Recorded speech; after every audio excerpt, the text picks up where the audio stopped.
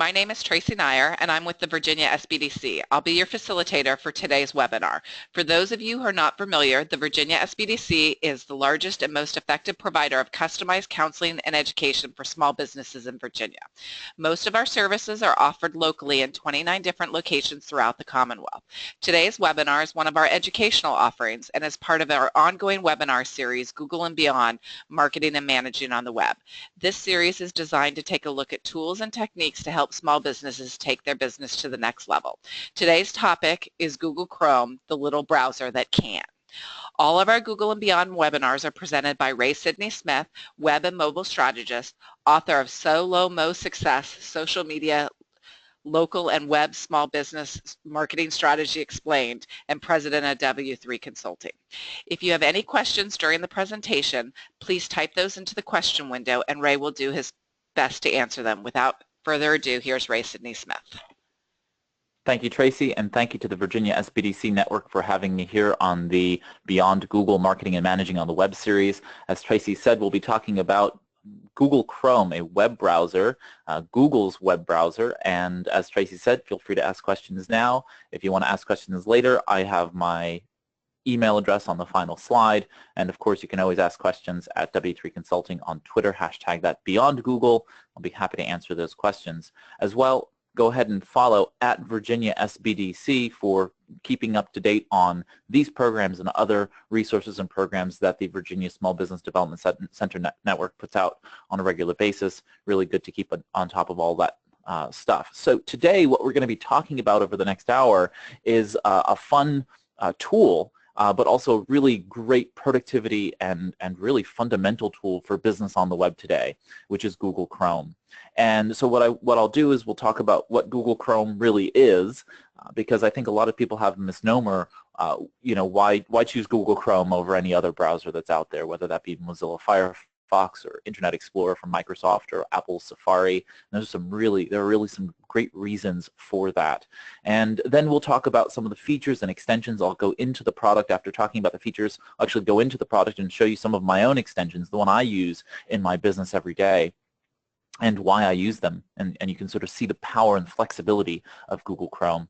We'll then talk about how to get started. You know, I'll go in and actually show you where you can install Chrome and how it all sort of works operationally. I won't install Chrome because I have it already installed on my system, but I'll at least show you how to install the tool on your desktop, and also how to install extensions from the Google Chrome web store. Okay, there's also installing Chrome on your mobile devices. I'm not going to get into that, but I'll be happy to answer any questions that you might have about that if you do. Okay, so with that in mind, let's get started.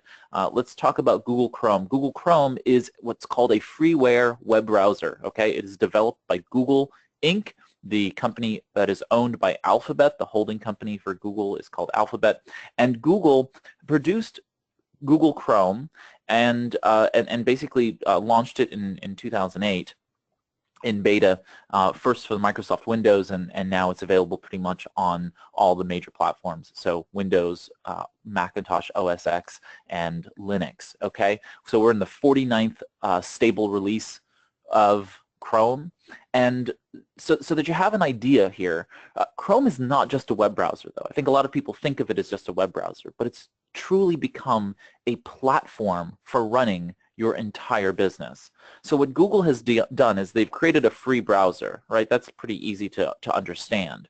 But all told, what they've really done is they've created a platform for you to be able to run all of the applications in your business, for you to be able to manage the data assets, the digital assets, and your access to the systems that you're using in your business. They've extended your abilities to do certain things on the web so that you can be more productive online. So what Chrome is not just this open source project. It's called Chromium, is the project that Google has created, but they've really created a platform for you to be able to run your entire business. Now, Chrome itself is the browser, but Google has also created an operating system that you can install on computers, or you can buy computers with them already pre-installed. They're called Chromebooks or the Chrome devices. It's funny because Google Chrome, when it was created, the project name Chrome has become a brand name for this whole series of products that Google has, from the Chromecast to the Chromebook to the Chrome sticks that are coming out there, Google Chromecast, the devices that connect to televisions or display monitors to be able to stream, things from a mobile device or a desktop or laptop to larger screens. So Google Chrome has become a much bigger ecosystem than just the browser. The browser is the entryway into the web for many people, and with 60% of the worldwide market share using Chrome, that's basically Chrome has 60% of the share. Google search has about 80% of mobile search, about 70% of desktop search. So it's dominating the web, and it's just a really, really wonderful platform. So that's what Google Chrome is. So let's talk a little bit about Google Chrome in terms of what it does for small business. So first and foremost, I really believe in Google Chrome because what it does is it allows you to, whether you use Google Apps for work, the business, the enterprise or business level, tools that Google provides you, or if you're just using a Google account, for yourself personally and for your business, you get to control access to your digital assets across your devices as well as any of your employees' devices that you might have. So, of course, it's really important to pay attention to this, and we've talked about this in past webinars, but your digital assets are such an important part of your business's worth today. Think about how much information you have, from your accounting records to any number of things, to the email messages and documents that you have in the cloud. All of that stuff represents some value, not just intrinsic value to you, but some dollar cost value to your business. And if you were to sell the business, for example, or need the business to be valued in some way, shape, or evaluated in some way, shape, those digital assets would come into play. And so why would you not be protecting them, right? And Chrome gives you the ability to control that access to those across all of those devices. And it does that through the ability to have this background tool, so that you can say, this person has access to this Chrome instance, this person has access to that Chrome instance, and when you no longer want them to have access to it, you can immediately force the removal of that access so that Google Chrome knows, oh, you know what, you don't want this computer to have access to that anymore. I'll just wipe it clean, so that you can protect those things on that side. Or if you have to terminate an employee, or an employee passes away, as I've had the unfortunate circumstance of dealing with, you go ahead and are capable of reaching out there to the devices that are running with those particular user access IDs running, and you could just go ahead and terminate them, and that way someone else can't erroneously, mistakenly, or maliciously hurt your business. Okay, so that's number one. Number two is really from a productivity perspective. Think about all your bookmarks, your favorites in Internet Explorer terms. Those things that you save as websites you'd like to visit again. All of those, keeping them in synchronization between different computers, your various settings, the way in which you want your computer to, your web browser to operate when you open it up in the morning. All of that stuff, including the pages you've browsed, from one device to the next. With Google Chrome, you're capable of synchronizing that across your user ID, so that no matter what computer you log into, you're capable of seeing your web browsing experience, your web browsing history, your web browsing experience is customized and tailored for you. So that's really, really key for a small business, because now you can have every person log into their computer, have their experience, and if you need someone to step over and sit down at somebody else's workstation and get their stuff done, all they have to do is click in the top right-hand corner, drop down, switch person, they log into their user ID, and now they're going to have everything and have access to all of their stuff from that particular terminal, basically Chrome browser terminal.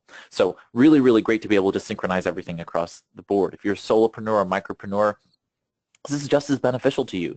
You have to work from home one day. All you need to do is open up Chrome and switch from your personal Google account to your work personal account. I really like this from the perspective that it keeps me productive, from the sense that I can remove myself from my business stuff and just be in personal time when I'm doing that. And when now I log into my business ID for when I go to work, now all of my personal stuff is out of the way, and the two get muddied. The two don't get confused, and I can focus. I don't get distracted by a personal email that might come in or anything else like that, because I'm fully invested in that particular experience for that, in that time frame, because Chrome is now customized for work. It's not showing me personal stuff. Okay, that's not that I can't access it. It's just that it's just sort of a lens, a filter through which I'm looking at it. Okay, next up, Chrome allows you as a business owner to go ahead and extend through what are called extensions, and then also what are called apps, to be able to run pretty much every application that you would need to run in a browser, okay, from any device on the web. And I'm not just talking about web-based applications. You can install Chrome RDP, which is basically an ability to virtualize a Microsoft Windows desktop. You can put on emulators and other kinds of tools that allow you to be able to log in to an actual Windows virtual machine and run Windows applications from your Chrome browser. Okay, so you're not limited. If you absolutely need a Microsoft environment, you can for say a specific application, maybe you're a graphic designer and you need to be accessing those things. You could do that all within Chrome, so you're not limited. Okay, it'll cost you maybe $10 or something like that for the Chrome RDP, but you can do it. All right, so that you can have the flexibility of being anywhere and working from any browser just by having Chrome installed. Okay, that is working from any Chrome browser installed on any computer, any device in the world that's connected to the internet. Okay. So, any questions about Google Chrome in terms of what it is and why small businesses should be utilizing it? Feel free to ask those questions in the question panel. And otherwise, I'm going to move us along so that I can talk about some of the features, because there are quite a lot of features that I enjoy about Google Chrome, especially as a business owner, and I'll be happy to answer those questions, and we'll just keep moving our way along. So Chrome has a plethora of features that are just really fantastic, and so I just want to go through some of them so that you have an understanding of really the power of Chrome and what you can do with it, and of course ask any questions that you have as I make my way along here. Okay, so first and foremost, Chrome's #1 feature is its speed. Okay, when it first came out of the gates back in 2008 in beta, it was Mozilla Firefox was really the fastest internet or web browser that was out there, and it was really remarkable to see because the Java engine, basically a type of web language or web code that people use, primarily on the server side, people would see all of these benchmark tests, these speed tests that they would do, and Chrome's, of course, just when it came out was 4 or 5, maybe 6 times the speed of the Mozilla Firefox web browsing engine. So it's really fast. Today what we see is that the performance across Chrome is still faster. So in green there is the user's perceived experience, and now you can see that they're pretty much on par with Firefox in terms of their in terms of what we consider perceived render time, but in actual render time and page load time, Google Chrome is still faster, which means that your system is using less power. You're going to have less wear and tear on your computers, meaning that your hardware lasts longer. So you have a lot of benefits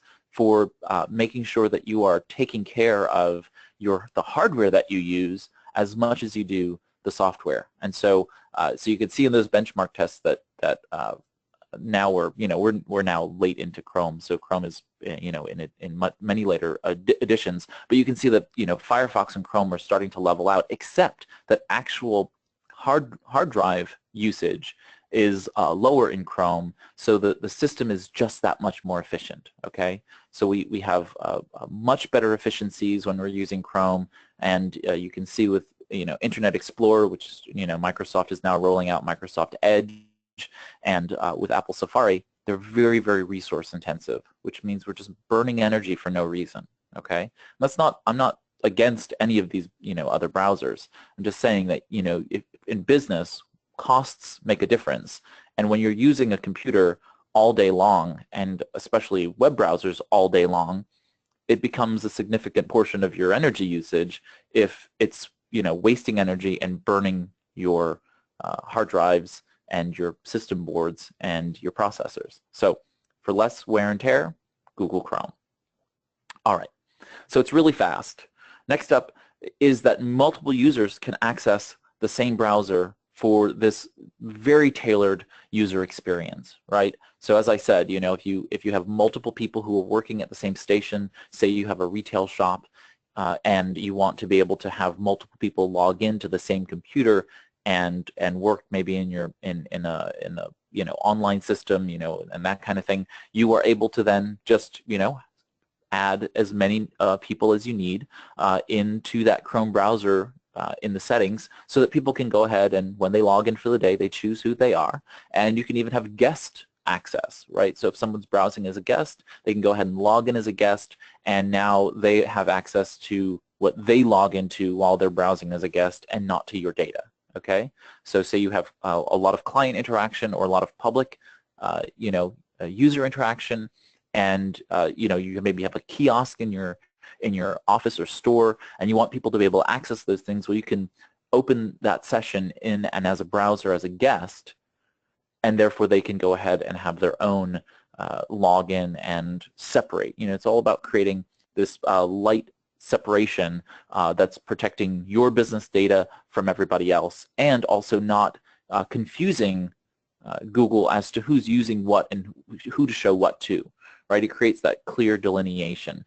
I really like it because if I'm working on a client's computer, or if I'm on site at a location and my laptop for some reason runs out of battery, well, no big deal. I'll just find any other computer terminal and I can log into it and access everything that I would normally access within Chrome just from logging in as myself. And when I'm done, I remove myself, and then it deletes all the data that was stored about me on there. Okay, so it's not something that I do every day, but it's certainly something that once a month when that situation arises is very, very useful, being able to keep continuity of business services and all those things happening without a bead of sweat, right? Because I'm not worried about it. All right. Next up is incognito mode, the ability to go into what's called private browsing sessions on many of the other platforms.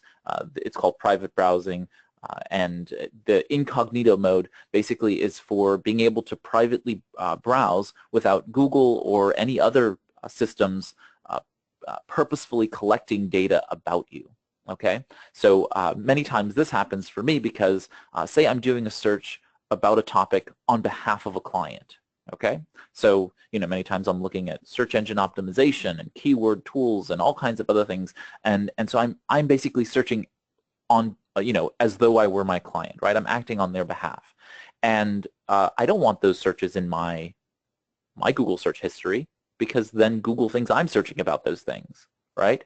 And so I go into an incognito mode, right? Shift Control N, which will open up a new incognito mode window in Chrome, and now Google's not tracking it, as me. It's just tracking it as any random user, and or as a random guest user, and now I can browse on it, and none of that is tracked in my Google history. And now I don't have to worry about Google using my data to inform the search, right? Because Google will take the data that I have searched in the past and use that to inform my search in the future, and also it won't muddy up my searches in the future by saying, oh, you searched for this in the past, maybe you're interested in this, because I don't have interest in that particular topic that I might be searching on someone else's behalf, right? So incognito mode is just very, very helpful for being able to do that, and when you don't want the things that you're browsing to be tracked. Okay. And next up is one of the absolute favorite features is it's the feature that you don't notice which is that so many times you have your phone. If if you have a smartphone, what happens. You get all these notices for constant updates, right? And so I spend at least 5 minutes a day, making sure that my phone is updated and reading all the updates and what's being updated on my phone. With Google Chrome, there's none of that. When a new stable release comes up, it goes ahead and auto downloads that in the background. Once in a while, it requires a restart. But for the most part, it's set to auto update, and you set it and forget it. And so it makes the browser so much more secure, because whenever there's something that might be a critical stability or security breach or update that's necessary, Google's on it. Google's out there doing that job so that it updates in the background, protects you, and you're good to go. You can move on.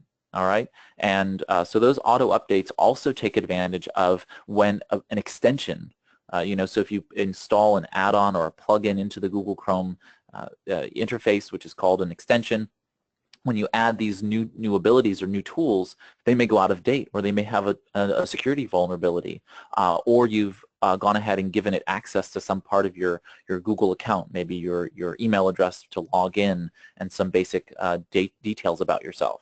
Well, if that particular login expires with Google Chrome, it'll automatically tell you, and it'll say, hey, you need to re-enable permissions to this particular account, otherwise we're not going to give it access to it. And go ahead and remove it from accessing your data, so that you can then go ahead and reestablish it. So it gives you all of these automated updates, done in the background primarily, but then when you need it, it tells you and says, oh, just restart. And when you do a restart, it saves everything that was open at the time, and you restart and it opens back up again with everything that was open at the time. So it's very, very bright when it comes to that kind of thing. Truly smart technology in that way. Okay. Next up is the Bookmark Manager. I am a healthy bookmark keeper, and I'll show you that in a little while. But I keep all of my bookmarks in Google Chrome now. Once upon a time, I used a service called Delicious. You might know it. And Delicious was then bought or consumed by Yahoo. And so Yahoo has been running the project, and you can just go to delicious.com, and you can create public and private bookmarks. And so these favorites or bookmarks, saved links. And what was wonderful about Delicious was that I could then share those links publicly or privately with my other staff, right? And we had dozens of different links that we wanted to all share, so that we would make sure that we had access to the right web tools or the right websites that we needed to go to in order to transact business. Well, now with Bookmark Manager, I don't need to do that anymore, right? Because I've got this Bookmark Manager built right within Google Chrome. I can share a folder of all of the various, browser links that everybody needs, and I just send them that file. They can import the bookmarks, and now they're good to go. Okay, and there are other extensions that allow you to actually share folders within Chrome, and then you have the synchronized ability to consistently have an updated folder of links that you can share among your staff. So there's no one who can say, oh, well, I don't know how to get to that particular thing, so I didn't do it. You just say, no, there's a shared folder that's all there, and you have to go and just check it, and it'll be updated, so that if a website for some reason changes, you can just edit that particular bookmark, and it'll be synchronized across everybody's. Okay, and the more beautiful part, that if you're a solopreneur, micropreneur, your own bookmarks, they will be updated across all of your computers, so you'll never have anything out of date. If you edit a bookmark on one computer, it'll go ahead and fix that and change that on another. Okay. The Omnibox. I'll be showing you the Omnibox very shortly, but the Omnibox is a very, very powerful tool that Google created. What they've done is where you would normally type in a web address, what's called a URL or a URI. That box at the top of the window, the web browsing window, usually was relegated to just typing in web addresses, basically typing in www.yourbusinessname.com. Well, Google has merged that all into one particular box for many different features. You can now search and access all of Chrome from just typing in certain things. So one is you can stick to typing in word web addresses, and if Google is capable of doing so, it will correct you for various things. So if you type in the wrong, you could just type in yourbusinessname.com, and it will resolve for the www dot, right? It doesn't. You don't have to type in HTTP or HTTPS:// www dot for everything that you want to go to. You can just type in yourbusinessname.com or google.com, and it will automatically resolve for those preceding characters that are necessary. Okay. Second is you can search for anything from the Omnibox. You can just type in a search, and you can either have autocomplete and instant search activated, which are Google search tools that allow you to show you a drop down or extending your search to guess at what you're searching for, so you don't have to type everything, and gives you some search options that you might be looking for in the drop-down menu, and so that's all there. But even more powerfully, you can actually set up Google's Chrome to search particular website databases. So for example, I have Chrome set up so that it will, when I type in YouTube, YOUTUBE, it automatically opens up a search query on YouTube's website, and I can type in whatever I want to particularly type, my how to tie a Windsor tie, right? And automatically Google search will search YouTube for me, will take me to YouTube, and render the search that I typed in automatically from the Omnibar. So it just saves so much time when you could do that with Google Drive. You could do that with Dropbox and your email. You can do that with Gmail or other types of web services. You can set it up. There's a one-time setup, and now you can have it set to do that so that you can search deep into some websites as opposed to having to, go to the website, then find the search window, then type in a search, and then open up whatever you're looking for. You can actually go directly to those search results within a particular site. And finally, one of the most important things for you to take note of is Chrome : //about. And what that does is it gives you a listing of every background area of Chrome, basically all the behind-the-scenes stuff. And the three that we'll talk about are about, bookmarks, and then settings. Those are the three that you primarily use, but there are lots of others. I'm sorry, the three we're going to talk about is settings, bookmarks, and apps, which will take you to those three sections, and I'll show you that in a little while as well. Okay, next up are Chrome apps. Chrome has worked with all of the various developers that are out there of many different web applications, and what they do is they create these skins, basically these shells, so that you're able to run applications that you would normally run on the web as inside of a web browser, as almost it mimics a desktop application. So it has its own window, and sometimes has its own sort of features that are specific to what would be like a desktop application experience. Okay, so it gives you that appearance of a desktop application experience. Some still require access to the internet, of course, and some, of course, require do allow you to be offline. But for the most part, it gives you sort of a desktop application user experience. I really like them for chat-based applications like Google Hangouts and WhatsApp and that kind of thing, where you're able to then set it up as sort of a separate window so that it's not within the primary browser. Okay, and then there's the Chrome Web Store. And the Chrome Web Store is where you can find these apps as well as the extensions, which are basically the things that allow you to extend the power of Google Chrome. Okay. Next up is Google Translate. Google Translate is pretty awesome. I mean, I'll show it to you in a little while, but you can have and you can go to any website in any country, and it just automatically knows that it's in a language that's not native to you, or in a language that's not set as your native language in Google Chrome, and then it says, hey, would you like to translate this to your language? And it uses the Google Translate database to go ahead and auto-translate that, and it'll say, would you like me to always translate this particular page in this language to English for you, so that when you browse to it the next time, it just automatically opens it up in English. And you can always hover over any line on the page that's been translated, and they'll go ahead and show that to you in its native original text, and so that if something doesn't make sense, you can always look at it in its native language and or submit a request for it to be corrected. All right, so with that, I'm going to take us into Chrome, and so that you can see the system in operation, okay? So just first and foremost here, you can see we have Chrome open at the moment, and I have a bunch of tools and other things and doodads. This is the slide presentation, you know, in Google Slides, but this is just a new tab, right? So when you open up Chrome, you will see a couple of things. Chrome gives you the ability to show or render your most recent pages. So you can see I can delete pages that I've been to. I can, you know, I can click on them and go to them if I wanted to. So that there was a page that I wanted to go ahead and see. I could go ahead and click on them. It shows you a little thumbnail of the particular page that you've been on, okay? But basically this is the Chrome browser. I have a theme here set to Steel, so it looks, you know, Chromey.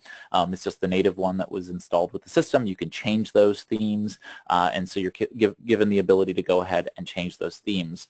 But you have a tab-based browsing experience. This is pretty standard across the industry now, but what you have is the ability for you to go ahead and have different tabs, and these tabs are fungible. So you can see here I can just move these tabs around, and so if I click on one, a Command-T, Control-T on the Windows machine, Command-T on the Macintosh, and you can go ahead and open up new tabs just by clicking that keyboard shortcut, or you can go ahead and click on the new tab here to create a new tab, okay?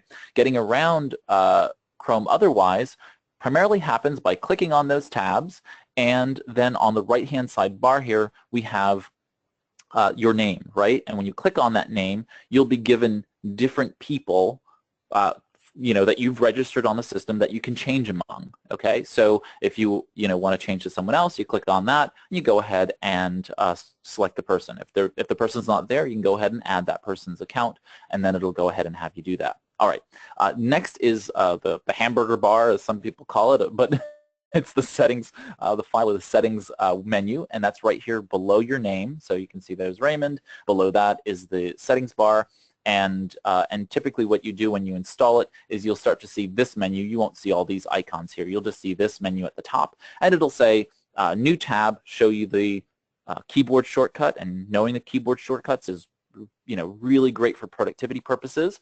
And so you can see here, Command-T will go ahead and give you that, because I happen to be on a Macintosh here, and I'm just going to open this up so it's bigger so we don't get the things down there. Okay, so then you have a new tab, new window, which is Command-N or Control-N on the Windows. You can open up, like I said, Cognito mode by clicking on the Shift Control-N or Shift Command-N on your computer, and you can see history, downloads, which is whatever you have downloaded. It'll take you to downloads, and I'm going to show you how to get to all of these in a moment through the Omnibar. But you basically have all of these. Control plus or minus keys, or on the Mac it's Command plus or minus keys, zooms a page. So if I'm on a page of text, let's just go to Epsom. And so I just want to click on this page, and so this page is probably rather small for you as on the screen. If I wanted to make it larger for you, all I have to do is hold down the Command or Control key on your computer, and then plus or minus. In this case, I press the plus sign so that it enlarges that text. So now it's a good readable size for you, okay, right about 30-point typeface. All right. Now, if I want to change that now, Chrome has created a little zoom microphone, magnifying glass icon, and you can go ahead and reset it back to 100%, plus or minus it. Say if somebody says, oh, it's not big enough yet, I can go ahead and increase that by a factor of 100. Once I get up to 200%, I think it goes by factors of 100, and then of course I could decrease it down, and I'm going to reset it back to the normal native. So you can set the size of the typefaces and really make it readable for you. If you're like me and your eyesight's starting to wane on you from age, you can go ahead and increase the typeface so that it's actually readable, and so I really like that. Okay, so you have zooming. You can print, of course, Command print or Control print. You can find things on any particular page, and there are many, many more tools. You can save a page as a full website page to save to your desktop if the page is not a web application, and you want to be able to save that page. You can go ahead and do that. And you can clear browsing history and data. We'll go over that. We'll talk about extensions in a couple minutes. And the other one that I wanted to show was the Task Manager. So the Task Manager is really important because what it's showing right now are all of the windows that I have open, the browser itself, and any extensions, basically add-ons or plugins that are necessary in order to be running all of the web pages and the tools that I have running within Chrome. You can see there are about 20 or 30 or so items running here. What's good is you're capable of then seeing the bundles, right? If I click on any one, it pairs up the bundles of what's actually running, and I have the choice of being able to then deal with that particular process. Right here in the bottom right-hand corner of the window, I can go ahead and end process. I'm not going to do that, obviously, but I can end the process on that, and that will cancel that particular item out of Chrome so that it doesn't crash the entire browsing experience for me, but just that one particular instance that may be freezing my system or causing it a problem. So you can actually identify which ones are causing you the most stress when you're trying to work, right? You can click on memory, you can see which ones. The browser obviously has a good footprint itself, but then you can see lorem ipsum, this page is bloated, okay? So it's a pretty big page with a lot of data on it. And so I might want to say, okay, well, I'm just going to end that process and get rid of it. You can also see how much of the processing power it's taking in order to run it, the browser, plus any particular pages. Again, this page has, is running, near the top because it's the active window. But if another particular window is for some reason or tab is causing you too much problem, you can go ahead and cancel it. Okay, so that's the Task Manager, and it's very, very helpful for being able to sort of manage around it. All right, so the other item, or the only other item that I wanted to show was settings, and we'll get to that. And then you have, of course, help. So if you have any issues with Chrome, you can always go to the Help Center under the Help menu, and also to report an issue. Okay. So under Settings, it opens up the settings for this particular computer, this particular Chrome instance. And but I wanted to show you how to do that from the Omnibar. Because it's such a powerful tool. So like I said, the primary way to get around from the Omnibar is just by typing in whatever it is that you need. But you can see here, this is a system built-in favorite or bookmark that's been created. By typing in this keyboard shortcut string, Chrome : / about, I am taken to a list of all of the Chrome built-in URLs. Okay. Now, you don't particularly need many of these, but you might need some of these on occasion, and these can be very, very helpful for you. I just want to go over a couple of them so you can just see what they're all about. So for instance, Chrome Bookmarks. Let's just click on Chrome Bookmarks. You can see these are my bookmarks. Here goes my bookmarks bar. You can see all of my social profiles, my productivity links and things to that. I have a series of schedules for all the various groups and organizations that I have to be involved in or want to be involved in, and I have a reference desk, which is all the various places I go for reference to look up various things about my business and client material and that kind of thing.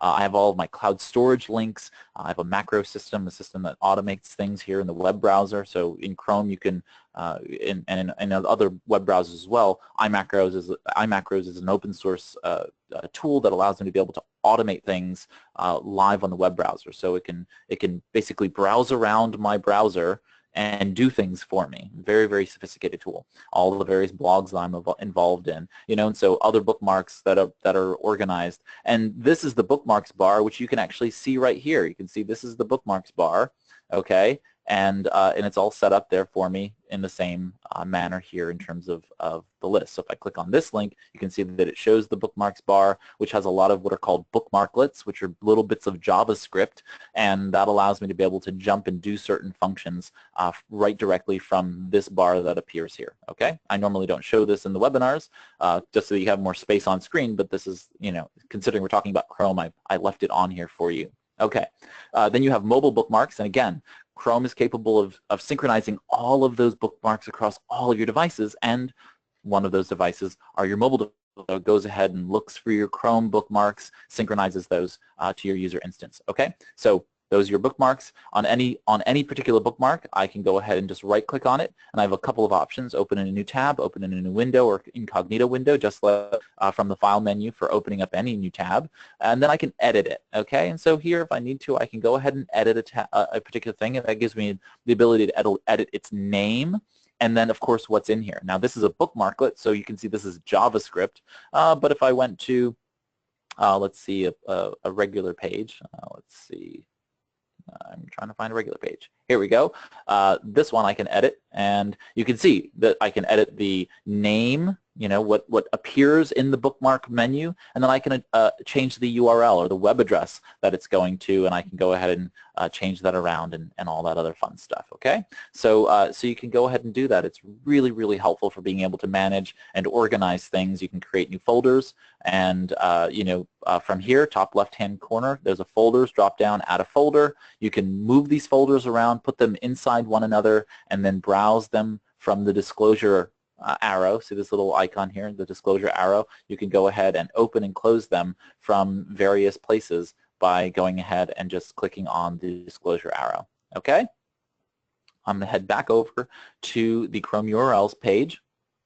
And again, Command or Control left on your keypad takes you back and forward within most browsers. So you know, whether that's you know, Windows or Mac or otherwise. So you can toggle forward and backward from one page to another just by using the Command or Control Command or Control left or right arrows. Okay. And so here, so we're back at the list of the Chrome URLs, and you can see that we went to bookmarks, and the other one I wanted to show is settings and apps. So let's go down to settings here. If I click on settings, you can see here that this goes ahead and gives me an access to all the various things or people that I'm currently logged into in and on Chrome. So you can see here I am signed in my personal email address. Do not email me there. I will not respond to you. And email me at the address on the final slide. And so you can see then that I can disconnect my Google account. I can do some advanced synchronization, meaning that I can go in here and you see I have Google set up here to synchronize everything. Everything is happening in this browsing session is currently being synchronized, which include all of my apps, autofill. I have my credit cards in here through Google Payments and the addresses associated with those credit cards set up. If you're not comfortable with doing that, you can just go ahead and choose what to sync, uncheck that, and then it will go ahead and not synchronize that data when you enter it in. Now, Google asks you every time whether or not you want to save a credit card, so it's not going to do that without your permission. But if you do save it in this particular Chrome, well, then it will synchronize it to your other Chrome instances as well. And it's very secure, so I'm very comfortable with it. So I've chosen to just synchronize everything, including my passwords and so on and so forth. And there you go. So it's all saved in there and synchronized. Okay. You can go ahead and encrypt, synchronize passwords. Okay. With your Google credentials, or you can choose another password, and so that's why I've chosen to encrypt with a Google password, and so you can see that it's encrypted with that Google password, and it's been doing that since March of 2013. And so I go ahead and change my password, it stays secure, and all that other fun stuff. So you just have to know what you're comfortable with in terms of privacy, but otherwise everything is synchronized to your liking here in Chrome. Okay, you can go ahead and get themes. Like I said, you can have the themes set and so forth. You can change where you want your home page to go ahead and launch. So when you launch Chrome, you can set this to any page. You can set it to your website. You can set it to your email login. You can set it to your calendar so that when you log in, it automatically does that. You can toggle on and off the bookmarks bar here so that it shows where you are logging in. And you can also choose which of the search engines you want to go ahead and load as your primary. I have Google set, obviously, but you can choose any number of search engines for the Omnibox. And then you can, of course, manage search engines. This is where you are able to go ahead and make them default and so on and so forth, but also set up searches like this one for Wikipedia. All I have to do is type in Wikipedia, and it will automatically give me the ability to go ahead and search Wikipedia internally as opposed to going to Wikipedia and then doing a search. Okay, I'm going to jump down here to go through a couple of things. One is you can see under settings, we were just in the people section, but you can enable guest browsing by scrolling down. You can let anyone add a person to Chrome, so that if you're in a in an office where you're comfortable with people being able to do that, you can do that, or you can only add people as an administrator, basically as the owner of this particular Chrome instance, and add people and so on and so forth. All right, you can see here that Google Chrome is the default browser, and if for some reason you want to make it the default browser, you'll have an option here to do so, and you can have some privacy settings. This is where you would clear browsing cache, and you can see it gives you options in terms of which types of browsing, temporary information you want to go and delete. You can do that for any number of selection options here: the past hour, past day, past week, last 4 weeks, basically a month, and all time. Basically delete everything, right? It says obliterate the following items. A little bit of Google humor, okay? And as you can see, this clears synchronized data from all your devices. So remember that this doesn't just clear this here, it clears it everywhere. So beware that if you are having a problem with this Chrome instance, you may not want to obliterate everything from the beginning of time for this, because it will delete everything across your entire system. Okay. All right, more privacy settings, more password stuff, and then you can also change the size of your font. So you can say, oh, I'd like the font to be larger. You can see that it just jumped to a larger size. Now it's roughly about 20 point font on my screen here locally. Okay, so you can change the font size to make it more useful for you, and you can also decide that you want the pages to automatically zoom. Okay, so if you have a visual impairment of some kind and want to do that, you can by all means change the page zoom to match your eyes needed, and you can also change the fonts. So if you particularly find one of the default fonts that are in here to be annoying or just not readable, you can go ahead and change the the particular fonts for the window. Okay, for the various sections. You can change your language, like I said, and here I have it set to offer to translate pages that aren't in my native language. So that means when I'm over here, if I go to let's just go to paypal.de. And what it does is it loads up, I've just gone to PayPal's German website, and you can see here it automatically said, this page is in German. Would you like to translate it? And or no, and would you like to never translate this for German? Far right side I have the option to say always translate German to English. That means if I ever go to another German language website, it will automatically translate that from German to English. Okay, and so it's very, very simple. You just click on translate here. And the page, as you can see, live in front of you now shows it in English, okay? And here, the original text here was Das Leben kann so schön sein. You know, it shows the original text and shows the English here, you know, on screen. So it's very seamless for you to be able to just move things from being, you know, one language to another. There's no reason why you can't find the data that you need globally now, okay? Because if a web page is written in another language, who cares? You know, Google will most likely be able to translate it to a competent level for you to be able to access it, okay? All right, so back under the settings, Google gives you access to your downloads, so you decide on where you want to download things to, and you can actually tell Google Chrome to ask you where to save it each time you go ahead to download, all right? Google has the Google Cloud Print tool built right into it, which is fantastic. This allows you to print documents to almost any printer in the world from wherever you are, okay? So if you need to go ahead and print something from here to your office in Azerbaijan, if you are so lucky to have an office in Azerbaijan, or maybe not lucky, depending upon your perspective, you can go ahead and do that just by setting up the Google Cloud Print tool on your printer wherever it might be, whether it's New York, Chicago, San Francisco, and you just set it up and click print. If the printer's active and available to print, it'll print it there, okay? So, you know, I frequently print things from my computer wherever I am in the world to my staff printers so that they have it and have access to it when they need it, okay? And vice versa. You know, I have my calendar and my task list printed for me so that, you know, in the mornings I wherever I am, it's just, there on my mobile printer, okay, if I have it set up. All right, so those are pretty much the settings. And what I wanted to do now was to go over some of the extensions, some of the additional functions that I've put into Chrome. I just want to go over those briefly, and then then we'll be able to close up the webinar. All right, so I'm going to hop over here to extensions, and again, I can get there by going to Chrome / extensions, or again, I could just go to About, and I could go down here to extensions, okay? So you can go to downloads, so that's where things have been downloaded. So if you just don't know, you downloaded something, you didn't know where it went, you could just go to the Chrome downloads, find where it was downloaded, and it'll automatically open the download folder from where it was downloaded. So super cool to be able to just do that. Chrome flags are for troubleshooting.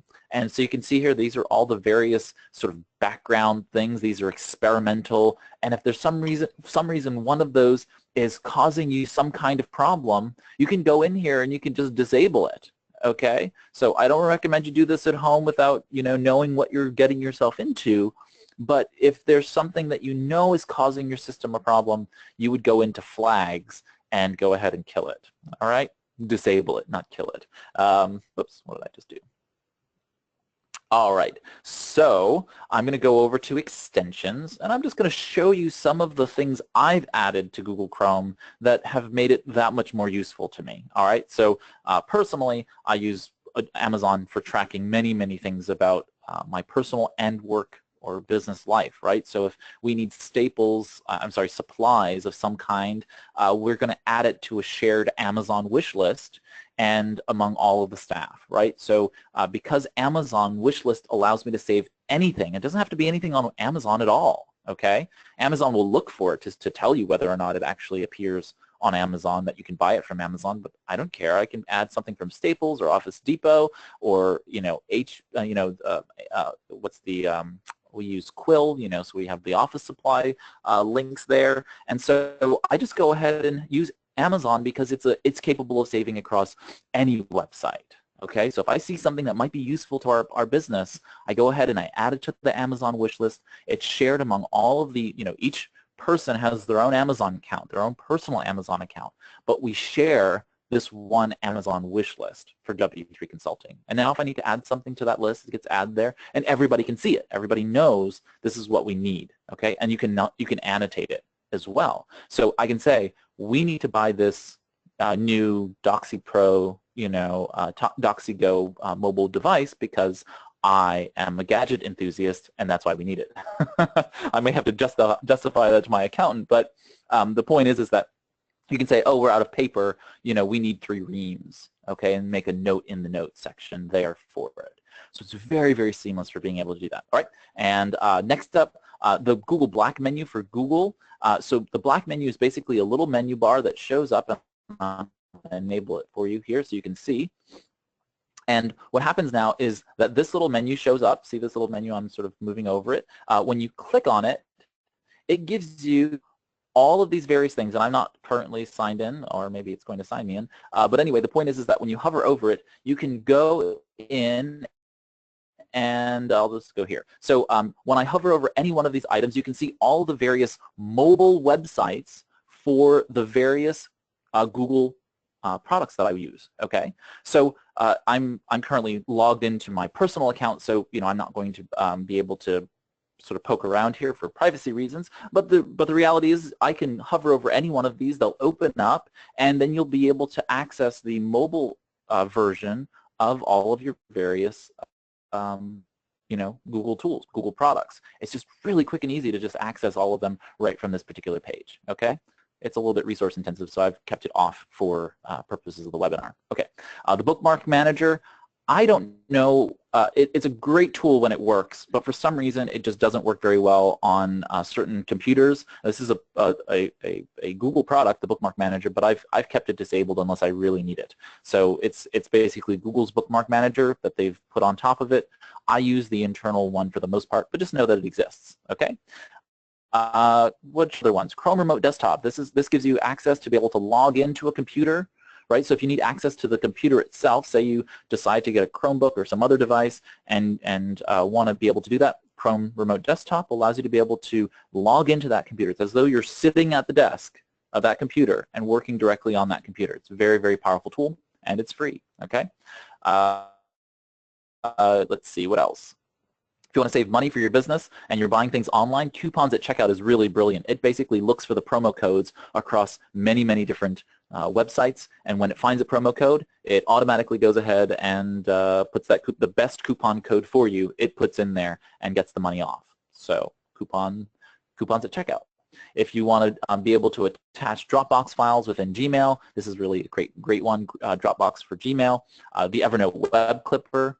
And so if you use Evernote like I do with it for my business, I have the Evernote extension and allows me to save anything from the web, whether it's a highlighted sentence to a full web page, a blog article, a web bookmark, or whatever it is. I can go ahead and save that to Evernote from the Web Clipper, okay? The Web Clipper also shows you your notes in Google search results. So it shows you a little window that says, hey, these are notes that are related to the search you just did on Google. So really helpful. If you want to keep on top of your Facebook page, you can go ahead and use Facebook for Chrome. And again, like I said, I have some of these disabled so that they don't bog down the system while I'm on the webinar here. But normally these would be activated.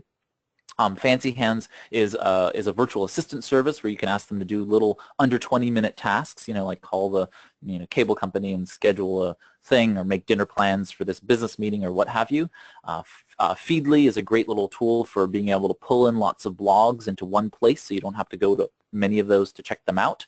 And Friends Plus Me is a Google Plus profile management tool, so you can schedule things and share them to Google Plus, and it helps you share to profiles, pages, circles, communities, and collections. It's a very, very flexible tool. You can use all kinds of other tools like Hootsuite and so on and so forth, but Friends Plus Me is out there as well. Let's see, some of the more important ones. Google has all of these. These are actually more applications, and I'm going to show you that shortly, but these are more applications that give you some extensions for being able to manage Google documents and all kinds of other things. You can work on Google Docs offline with this extension, Google Hangouts, Google Keep, which is a note and list making tool, and so on and so forth. I have Hootsuite in here. I'm a Hootsuite brand ambassador as well as an Evernote Business Certified Consultant, so obviously I use those tools and love them, and so the Hootsuite Hootlet is built into here, and it allows me to be able to share things directly from within Chrome to Hootsuite, so I don't have to open up the Hootsuite application in order to make these things happen. I just click on this particular button and it goes ahead and opens up it won't share from this extension page, but it will open up a little window that I can quickly type in what I want to share with someone across any of the social networks that I'm active on, and it'll go ahead and share that out there.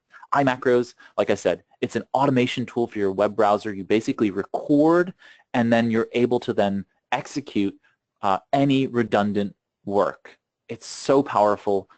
It's one of the greatest productivity tools ever. Okay, if you want to edit Microsoft documents in Google Docs, Sheets, or Slides, Office editing for Docs, Sheets, and Slides is really powerful. Okay, another one is One Tab. One Tab allows you to be able to, it's this little tab right here that's open actually, and it goes ahead and allows you to be able to capture all of the open tabs on screen and save them in a list so you can go back to them later without using up the resources of the current Chrome browser. So all the browser tabs take up a little bit of memory, but you can shut them all at once so that you can just save them and go back to having sort of a clean slate if you would from there. Push Bullet allows you to be able to share. Say if I have a tab open on one computer, I want to share it to my mobile phone. Push Bullet allows me to be able to do that. And this one's a really powerful one, Save to Google. Save to Google allows me to take screen captures or save really any web content directly to Google Drive. You choose the folder it goes to, you click on the Google Drive button, and it goes there. Plain and simple. You can rename it if you want to, and it's pretty powerful. Okay, you can make Skype calls directly from the web browser using Skype calling. And Tab Snooze is really a great one also. You can take unnecessary tabs that you are, not unnecessary to you right this moment. So say if I have a webinar to attend, right, I can use Tab Snooze to open up that webinar window to say go to meeting, go to webinar, or whatever, Ready Talk, at the time of the webinar, right? So I can have it open up in that future date. So I use that very heavily for that kind of thing. The Great Suspender allows me to suspend unused tabs automatically. Again, it frees up system resources. The Web of Trust is a security tool so that it shows you a little green symbol. This one you can see is gray because it's not an actual website, but it'll show green if it's safe to browse, orange if you should be cautious about it, and red if it's dangerous. Very, very simple. And it's done through a community of people who are all reporting their experiences with these websites, and it gives you a really quick indicator of whether or not things are safe to browse to. I install those on all of my clients' computers, and by and large, we don't have issues with those systems when we do it. Okay, so I'm going to hop back into the presentation for Q&A now. I know that we're nearing the top of the hour for the webinar, so I'm happy to answer questions. Tracy, if you want to close out, then we can do so, and we can wrap up with any questions folks have.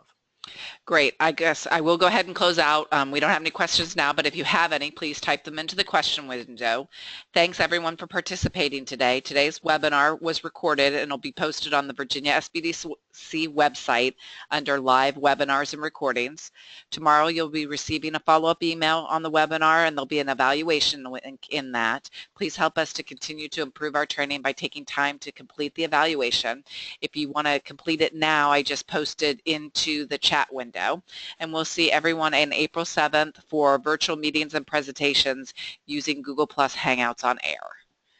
And Ray, we do not have any questions, so we'll go ahead and close out. Thank you everyone for participating today.